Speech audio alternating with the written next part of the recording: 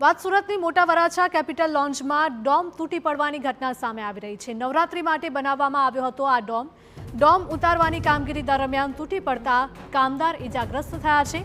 Dome તૂટીને 2 truck અને car ઉપર પડ્યો છે। આ દુર્ઘટનામાં કાર અને બંને ટ્રકને ભારે નુકસાન પહોંચ્યું છે।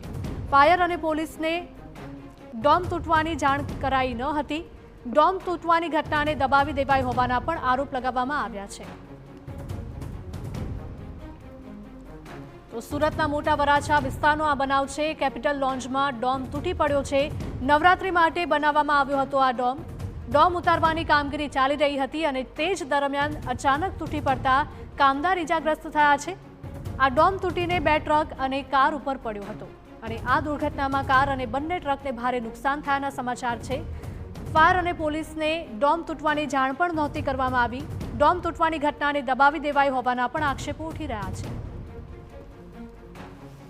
તો સુરતનો આ બનાવ સામે આવ્યો છે। મોટા વરાછા વિસ્તારમાં કેપિટલ લોન્જમાં ડોમ તૂટી પડવાની ઘટના સામે આવી રહી છે। નવરાત્રીના તહેવાર માટે આ ડોમ બનાવવામાં આવ્યો હતો અને હવે આ ડોમ ઉતારવાની કામગીરી જ્યારે ચાલી રહી હતી અને આ જ કામગીરી દરમિયાન ડોમ અચાનક તૂટી પડ્યો હતો, જેના કારણે કામદાર પણ ઇજાગ્રસ્ત થયા છે। આ ડોમ તૂટીને 2 ટ્રક અને કાર ઉપર પડ્યો હતો। આ દુર્ઘટનામાં કાર અને બંને ટ્રકને ભારે નુકસાન પહોંચ્યું છે। ફાયર અને પોલીસને ડોમ તૂટવાની જાણ પણ નહોતી કરવામાં આવી। ડોમ તૂટવાની ઘટનાને દબાવી દેવાઈ હોવાના પણ આક્ષેપો કરવામાં આવી રહ્યા છે।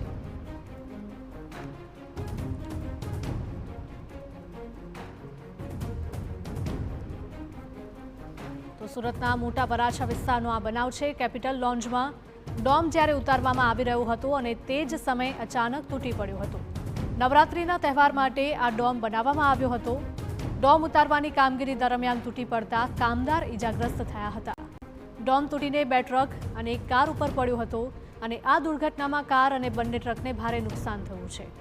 સંવાદદાતા બળદેવ જોડાયા છે ફોનલાઈન પર। બળદેવ, મોટા વરાછા વિસ્તારનો આ બનાવ છે। ડોમ તૂટી પડ્યો હતો, જ્યારે તેને ઉતારવામાં આવતો હતો તે જ સમયે દુર્ઘટના ઘટી।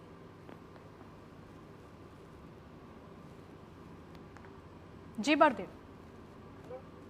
જે રીતે સુરતના મોટા વરાછા વિસ્તારની જે ઘટના સામે આવી છે, જે ગંભીર ઘટના કહી શકાય, ક્યાંક ને ક્યાંક બેદરકારી છે તે દાખવવામાં આવી હોય તેવું લાગી રહ્યું છે પ્રાથમિક દ્રષ્ટિએ।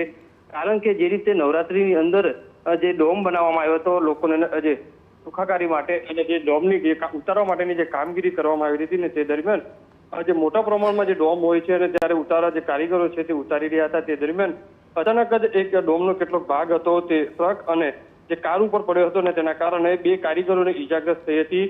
પણ મહત્વની વસ્તુ એ હતી કે સદનસીબે મોટી જાનહાની જે ટળી છે, પણ જે રીતે ફાયર વિભાગને જે સંચાલકો દ્વારા જે જાણ કરવાની હોય પણ જે જાણ નથી કરી, મોટી દુર્ઘટના કહી શકાય, મોટી દુર્ઘટના ટળી કહેવાય। કારણ કે લોખંડનો મોટો જે ડોમ કહી શકાય, ફાયર અને પોલીસને પણ તૂટવાની જે જાણ છે, આ ડોમ તૂટ્યાની જાણ પણ કરવામાં નથી આવી। એટલે ક્યાંક ને ક્યાંક જે ભીનું સંકલવા માટેનો જે જે સંચાલકો છે તેમના દ્વારા પ્રયાસ કરવામાં આવ્યો હોય તેવું લાગી રહ્યું છે।